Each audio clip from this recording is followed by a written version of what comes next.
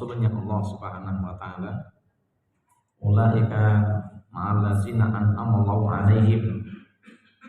Maka mereka itu janji Allah besok akan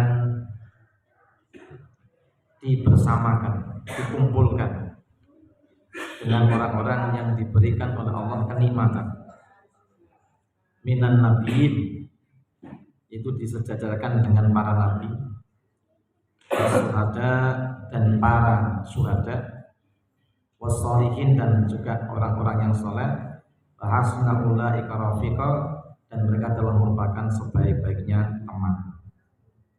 Kebalikannya, orang yang tidak mau taat kepada Allah Subhanahu wa taala, wallazina kafaru wa kazzabu bi ayatina, adapun orang-orang yang ingkar kepada Allah dan mendustakan ayat-ayat Allah Subhanahu wa taala, ulaika ashabun nar, mereka adalah penduduk neraka, hum fiha khalidun, mereka akan menempatinya abadi selama-lamanya. Nauzubillah summa nauzubillah. Monggo kita ajak istiqomah di dalam ketaatan kepada Allah Subhanahu wa taala.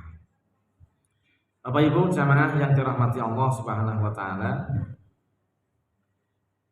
sekarang ini jika kita ada yang suka main atau menggemari namanya sosial media, banyak fitnah-fitnah yang dilakukan oleh umat Islam sendiri kepada agamanya. Juga ada umat lain yang mendatangkan fitnah kepada kaum muslimin. Intinya fitnah itu dilakukan karena mereka merasa tidak nyaman kalau Al-Quran itu menjadi dasar kehidupan kita. Padahal kita semuanya sudah tahu dan kita semua sudah menetapkan bahwa rukun Islam itu ada 5, rukun iman ada 6. Di antara rukun iman sebagai syarat seseorang itu sah imannya, yaitu mengimani Al-Quranul sebagai wahyu dari Allah Subhanahu wa taala yang diturunkan oleh Allah Subhanahu wa taala, memberi petunjuk kepada kita semuanya. Di dalam ayat yang kedua surah Az-Zumar dikatakan, inna anzalna ilaikal kitaba bil haqqi, sesungguhnya kami telah menurunkan Alkitab Al-Quran itu kepadamu bil haqqi, dengan tujuan dan maksud yang benar. Jadi boten enten isinya Al-Quran itu yang mengajak kita kepada satu kerugian, 2 kepada kerusakan, 3 kebinasaan, 4 kehancuran. Tapi sebaliknya justru Al-Quran itu datang dibawa oleh utusan Allah kepada kita itu untuk membangun masyarakat yang benar-benar masyarakat yang unggul di dunia dan unggul di akhirat. Allah juga berfirman dalam surat yang lain, surat Toha 1-8, Allah berfirman, A'udzu billahi minasyaitonir rajim. Toha. Ada yang bacanya Toha, ada yang baca Toha. Ma anzalna 'alaikal qur'ana litashqa, inna tazkiratan liman yakhsha, tanzilan mimman khalaqal arda was samawati al-'ula, ar-rahmanu 'alal 'arsy istawa, lahu ma fis samawati wa ma fil ardi wa ma bainahuma wa ma tahta thara, wa in tajhar bil qawli fa innahu ya'lamu sirra wa akhfa, Allahu la ilaha illa hu lahul asmaul husna.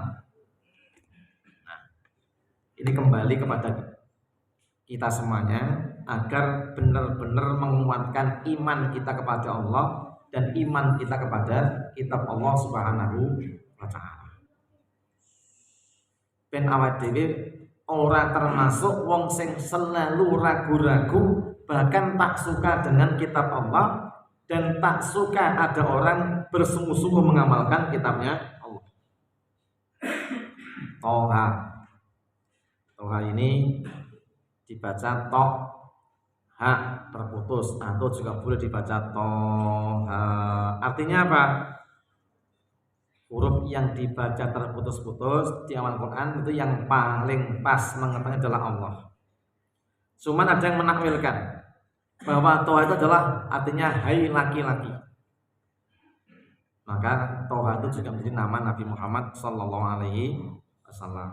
Maka ada sholawat itu salatullah salamullah ala Toha Rasulillah, salatullah salamullah ala Yasin Habibillah. Toha juga nama Nabi, artinya adalah hai laki-laki. Yasin juga nama Nabi. Jadi Toha dan Yasin keduanya nama Nabi Muhammad Sallallahu Alaihi Wasallam. Ada nggak sini namanya Toha? Yasin, Rono, so Yasir, nanti bongi. Oh Basir, tak Rono Yasir. Ini Pak Basir atau Yasir. Nah Basir artinya adalah pemberi kabar gembira. Basirun kabar. Ini Pak Basir. Kalau Yasir itu artinya wong sing gampang. Kalau Yasin artinya hei menungso. Ya, hei sin itu adalah singkatan insun alias menungso begitu. Nah, Bapak Ibu yang dimuliakan Allah Subhanahu wa taala, jadi Toha menurut beberapa takwil dari para ulama semua menyimpulkan bahwa makna Toha artinya adalah hai laki-laki. Yang dimaksud adalah laki-laki adalah Muhammad Sallallahu Alaihi Wasallam. Ma anzalna alaikal Qur'ana litasqa. Ma tidaklah anzalna kami menurunkan alaika kepadamu Al-Qur'an litasqa untuk menjadikan kamu susah. Ayat ini turun ketika orang-orang musyrik itu podo kumpul di tempat-tempat kumpul mereka. Ada ngawajikan di kumpul-kumpul yang pos rondo, yang perapatan, yang wedangan. Zaman dulu jadi sholat tempat-tempat kumpul. Namanya di nadi. Nadi itu tempat kumpul di mana orang saling ngobrol di situ. Mereka membicarakan bahwa Muhammad itu bodoh. Kok gelem direkasakne kalau arep Muhammad iki kudune nolak. Ngopo kok gelem nampa Quran sing isine itu malah ngebot-ngeboti uripe. Maka dijawab oleh Allah, ma anzalna alaikal Qur'ana litasqa. Muhammad, tidaklah kami ini menurunkan Alkitab Al-Quran itu untuk menyusahkan kamu, harus untuk membuat susah. Justru Quran ini diturunkan oleh Allah Subhanahu wa taala agar menjadikan kamu menjadi orang-orang yang mulia, bukan menjadi susah.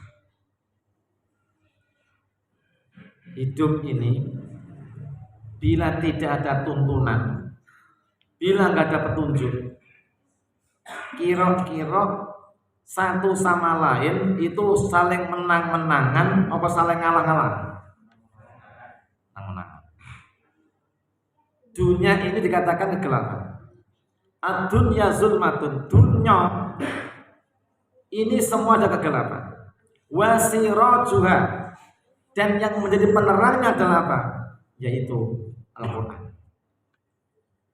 Dunia sing gelap gulita itu, yang kita nggak tahu petunjuk, nggak tahu mana yang harus kita lakukan, mana yang harus kita tinggalkan. Maka yang terjadi apa? Banyak pelanggaran. Sing kudune ra dilakoni malah dilakoni, sing kudune diamalkan malah ditinggal. Maka Allah memberikan tuntunan dalam hidup ini supaya mereka beriman kepada Allah, bahwa mereka adalah bukanlah makhluk sing ujuk-ujuk lahir nang bumi kemudian ya ujuk-ujuk ora ono, tapi ya diciptakan oleh Allah Subhanahu wa taala. Maka dia wajib beriman kepadanya, wajib tunduk dan patuh kepadanya agar dalam hidup di dunia ini mereka mendapatkan kemaslahatan, tidak mendapatkan kesusahan. Oke. Zamane jenengan kenal Quran. Saat durunge kenal Quran, karo sak bare kenal Quran, rasanya hidup lebih nyaman mana? Kenal Quran. Saurunge sekalingan ora? Kalingan. Karuan. Berangkat sekolah ora tekan gone ya.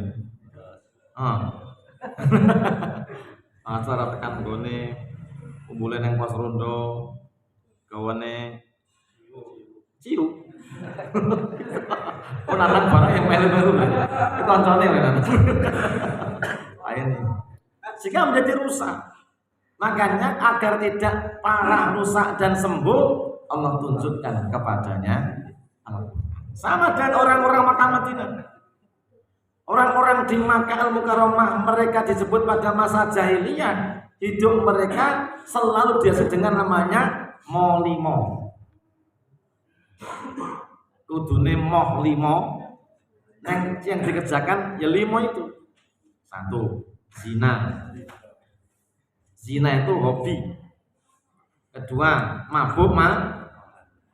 Mabuk itu makan gedang apa ngombe ciu? Ngombe ciu. Kemudian berikutnya mateni nek padu paten. Dan sapa sing kuat? Kemudian berikutnya apa? Main. Judi. Tadi saya ada tamu dari Karanganyar. Cerita omahe pundi mriko kalian ngene iki lolore Pak Mantap kabare pripun pegatan Pak sing wedok wis ngemohi sing lanang senengane main judi padahal dia kaya toko besi gede nang senengane judi online. Bahasa Inggris togel. Mainnya online. Aku bahasa Inggris togel. Togel loro tak gel mare gelo. Gelone peng Indo. Nah, sekarang akhirnya toko besi yang megang anak perempuannya 2 dan istrinya. Saya kadang-kadang gitu. Apa ya? Heran. Allah alam, ini Allah yang mau tahu. Makanya kenapa kita harus dapat petunjuk. Bapak itu kan main, kok dilalah bojone kok solihah. Nah, anak-anak ini wedok ya solihah kabeh. Pinter ngaji, kuliahnya pinter, moh perkasane wong tua sambil kuliah itu dodol jajanan itu. Dan bapaknya toko besi. Kenapa tahu kelakuan bapaknya? Karena bapaknya tuh hobinya main, duitnya mau tak entek nggih. Wes Pak, aku mau nek kok nggih sekolah ki duit hasil main mau. Anaknya soleh yang ngono soleha, istrinya ya soleha, kok lanangnya ramah, tak rukyah pindo ya. Tapi yang gulung-gulung. Ini orang Aryan artinya ya kelebon jin ya, mata ya memang ngono. Inilah. Hanya orang nek sing jenenge judi itu menjadikan orang itu menjadi kaya raya. Judi. Iya kan tulisan lagi. Menjanjikan kemenangan. Judi menghancurkan keimanan. Rusak. Nggak ada berkahnya. Ini katakan uang judi najis tiada berkah gitu kan. Judi itu najis dan tidak ada berkah. Itu zaman jahiliyah itu seperti itu. Sehingga kerusakan sosial itu begitu merata. Perzinaan di mana-mana, pembunuhan tiap hari, orang judi menghancurkan ekonomi. Kemudian juga berlagi orang mabukan, belum lagi namanya pencurian. Sehingga dibutuhkan tatanan kehidupan yang mengatur semua itu agar tidak ada pelanggaran. Turun Al-Quran. Al-Quran dengan segala hukum yang memberikan peraturan bahwa semua yang dikatakan mau tadi harus dimoi. Gak boleh zina, gak boleh mencuri, gak boleh berjudi, gak boleh minum minuman keras, tidak boleh mateni. Dan siapa melakukan 5 hal tadi itu, maka harus dihukum had. Had itu dihukum sebagai penegakan daripada kemaslahatan. Maka orang yang mengerjakan jika tidak mau berhenti, maka harus dihad, dihukum agar hukum itu dihentikan, agar melakukan berhenti dari perbuatan maksiat. Gelem ora gelem iso membututi pateni. 1. Orang yang zina bila sudah berkeluarga maka dirajam, dilempar batu sampai mati. Nah, urung tahun duwe bojo maka jadi cambuk dan diasingkan selama setahun sejauh orang mengkosor sholat. Orang yang mabuk dan judi maka jadi cambuk 80 kali. Kemudian orang-orang membunuh isos. Orang mencuri potong tangan, merampok potong tangan, bersilang dan sebagainya. Sehingga akhirnya aturan itu menjadi sesuatu yang membuat manusia menjadi merasa aman. Maka siapa yang tidak melakukannya dengan ancaman orang dijerat, itulah adanya petunjuk. Makanya Al-Quran diturunkan itu untuk menata kehidupan ke arah kemaslahatan. Neng, sekali lagi, wong-wong sing ora seneng pitutuh, wong sing senengane rusak, senengane itu dia berbuat sesuatu yang merugikan diri orang lain, maka dia menolak. Seakan-akan Al-Quran itu adalah memberatkan mereka. Hanya Bapak yang berbahagia, makanya Allah dengan Al-Quran menuntun manusia supaya manusia itu memahami aturan agamanya Allah Subhanahu wa Ta'ala. Nah, sehingga dikatakan dalam sebuah hadis qudsi, dalam hadis sahih maksudnya, may yuridillahu fi khairan yufaqihu fiddin. Maka barang siapa Allah menghendaki seorang jadi orang yang baik, maka akan dituntun dan dipahamkan terhadap agama. Sehingga Quran yang kemudian menjadi sebuah pedoman dan keyakinan disebut lembaga keyakinannya namanya adalah Islam. Islam adalah agama yang diikuti dan dipedomani. Dasarnya adalah Al-Quran, kemudian sunnah. Maka sapa wong pengen selamat, sapa wong pengen maslahat uripe, nek pengen okeh kebaikan dan kemuliaannya, maka mau tak mau dia harus belajar kepada Al-Quran yang merupakan dasar dari agama Allah Subhanahu wa Ta'ala. Makanya may yuridillahu bi khairan yufaqihu fiddin. Barang siapa Allah menghendaki seorang menjadi orang yang baik, akan dituntun memahami agamanya Allah Subhanahu wa Ta'ala. Neng sing ora gelem apik, sing ora gelem ditata, maka Allah hukum dia, maka Allah tutup mata hatinya sehingga ia tidak mau menerima petunjuk Allah Subhanahu wa Ta'ala. Dan orang-orang yang di dalam hatinya ada penyakit, di dalam hatinya ada kekufuran, maka mereka tidak beriman. Akhirnya mereka berbuat kerusakan, dan itu akan Allah ancam di dunia dengan kesengsaraan, di akhirat dengan azab jahanam yang pedih.